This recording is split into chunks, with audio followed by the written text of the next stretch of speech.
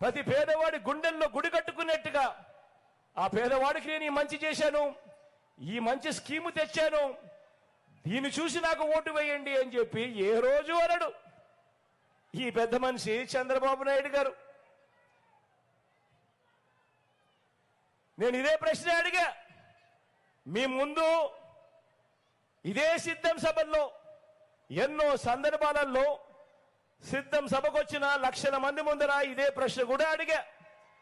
పోనీ దీనికైనా సమాధానం చెబుతాడా అని అంటే దీనికి చెప్పడు, నాకైతే చెప్పడు, కనీసం మీకైనా చెప్పాడా అని అడుగుతా ఉన్నాను. ఎలా అబ్బా రెండు చేతులు పైకెత్తాలి, ఇలా